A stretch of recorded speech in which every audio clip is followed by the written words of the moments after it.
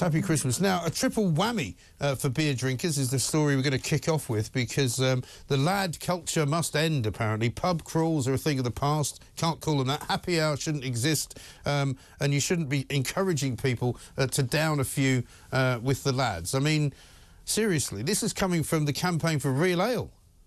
Yes. It's so easy to just laugh at this and think, oh my gosh, it's so stupid and so absurd. There's actually real sinister undertones to a lot of this stuff, because it's people who think they know better telling other people how to express themselves and treating them as if they're stupid, as if they don't know how to behave socially, that they need to be told how to do it. Yes. Grown men and women.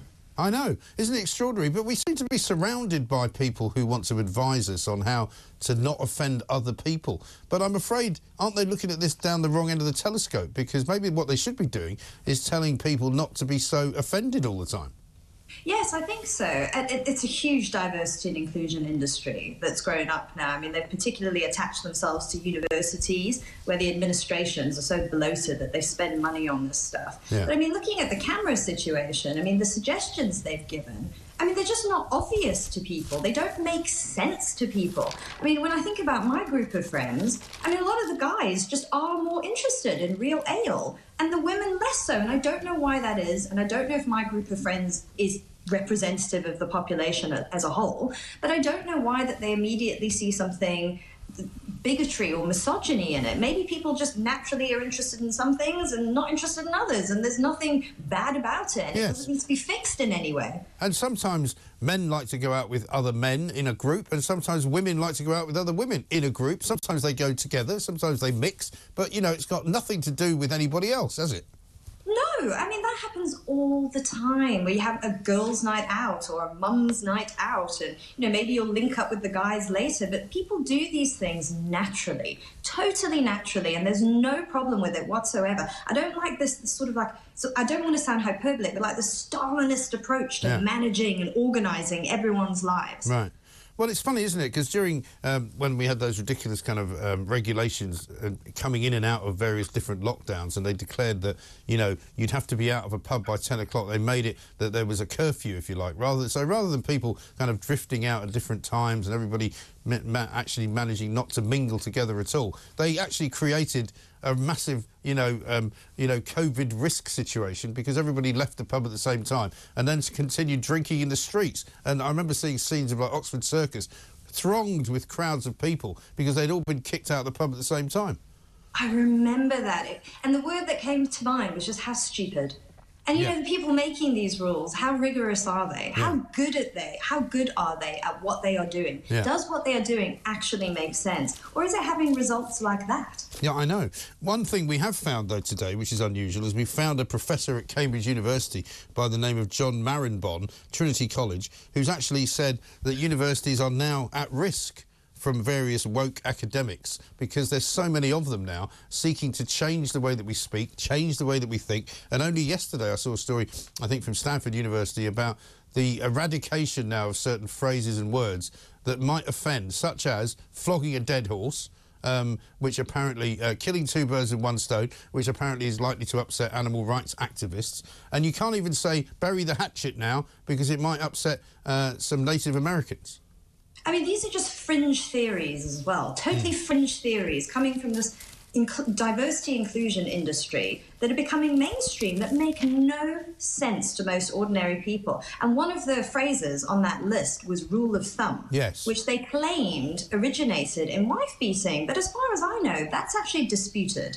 We don't actually know if that's where it originated. Right. And so, you know, they're making up these rules, but are they actually, like I said before, being rigorous about it? I mean, is it based in historical fact, or is it just based on their own prejudices? Yes. Well, they take the sort of easiest explanation of anything that suits their agenda, don't they? So, therefore, if they believe... And I actually found that quite interesting, and I wanted to go and look into it, but I didn't have time in the end. But rule of thumb was supposedly meant to indicate that it was OK to beat a woman with a stick as long as it wasn't any thicker than your thumb.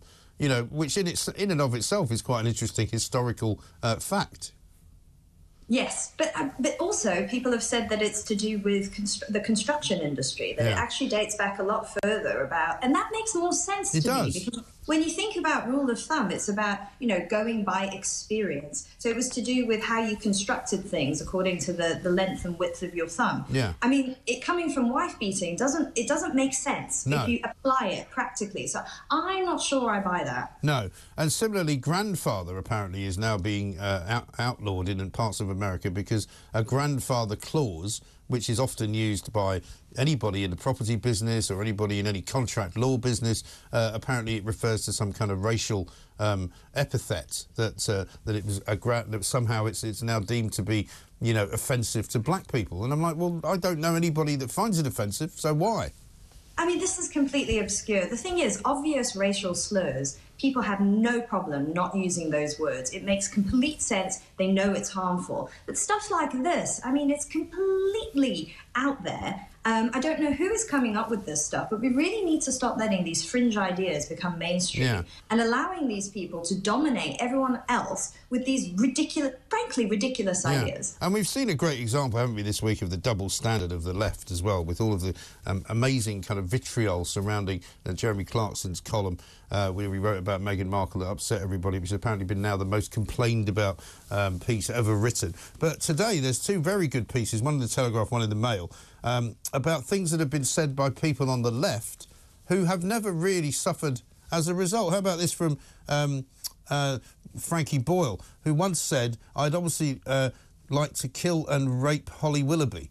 And then he said, I'm joking, I'd rape her first and then kill her. I mean, you know, he said that on television, and he was not in any way lambasted for it. He still had his job. You know, and we had Miriam Margolis, who said, you know, I had difficulty not wanting Boris Johnson to die. I wanted him to die, and then I thought that reflects badly on me. I don't want to be the sort of person who wants people to die. But, you know, I really would prefer if he did.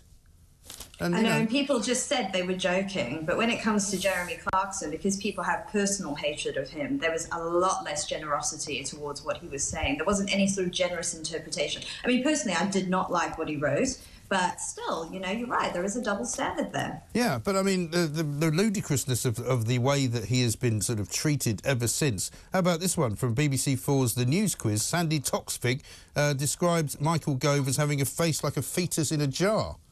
You know, yeah, exactly. again, I mean, again, I don't really care. I don't care what people say, but if you're going to be able and willing to support people saying things like that, then be universally able to support it, rather than picking and choosing the people that you want to cancel.